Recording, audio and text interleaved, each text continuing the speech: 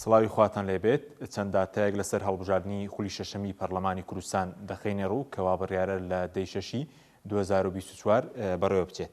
ئەگەر سەرەتا لە دابەشکاری کورسیەکان ئەوە دەست پێ بکەین دیارە دادگای فیدراڵی لە 21 دوای 2024 کورسیەکانی پەرلەمانی کوردستانی لە 111 کورسی کەم کردەوە بۆ 100 کورسی کە 100 کورسی گشتیە کورسی 11 کورسی پێکاتەکان نەماوە. بەم شێوە دابەشکراون بەسەر پارێزگاکان بە پێی ژمارەی دانیشتوان.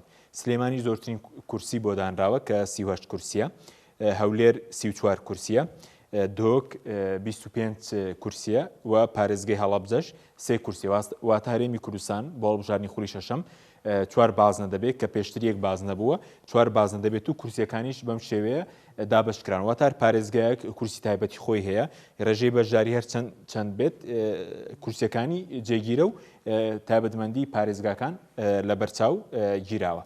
بەڵێ سەبارەت بە ژمارەی دەنگدەران لە هەڵبژاردننی خولی شەشەمی پەرلەمانی کوردستان 3,789,000 کەس مافی دەنگدانیان هەیە، بەڵام دیارە لەو ڕێژەیە نزیکەی ملیۆنێک کارتی بایۆمەتریان نەکردووە، ئەوانەی تر کە نزیکەی 2,800,000 کارتی بایۆمەتریان کردووە تاوەکو 6/3/2024.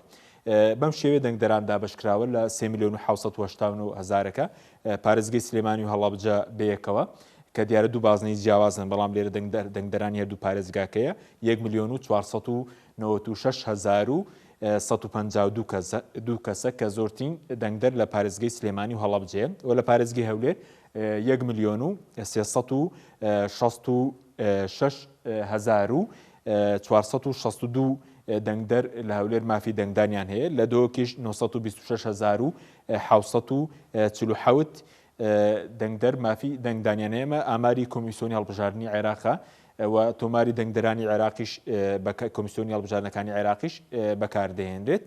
بەڵێ سەبارەت بە دەنگدان دیارە بە پێی ئەو سیستەمەی کە کۆمیسیۆنی هەڵبژاردنەکانی عێراق بڕیاری لێداوە بۆ هەڵبژاردننی خولی شەشەمی پەرلەمانی کوردستان مەرجە کە ئەو کەسێک کە دەنگ دەدا کارتی بایۆمەتری هەبێت، هەر کەسێک کە کارتی بایۆمەتری نەبێت ناتوانێت بەشداری لە هەڵبژاردنەکە بکە و تۆماری دەنگدەرانی کۆمیسیۆنی هەڵبژاردنەکانی عێراق بەکاردەهێنرێت کە ئێستا زیاتر لە 170 بۆ 73 هاوڵاتیان تۆماری بایۆمەتریان کردووە لە پارێزگاکانی هەرێمی کوردستان.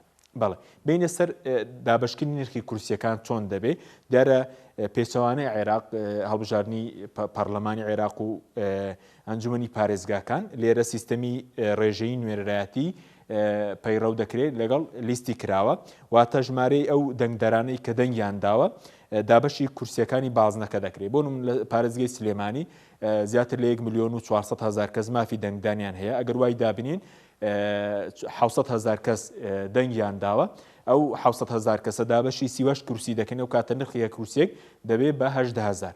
بۆ نمونە ئەگەر لیستێکی وەکو کۆمەڵی دادگەری وای دابنین لە سلێمانی 90,000 بێنێ 5 کورسی پەرلەمانی کوردستان مسۆگە دەکات. دیارە بە پێی ڕێژەی بەشداری نرخی کورسی بەرز دەبێتەوە، چەند بەشداری زیاتری هاوڵاتیان بێت نرخی کورسی زیاتر دەبێت.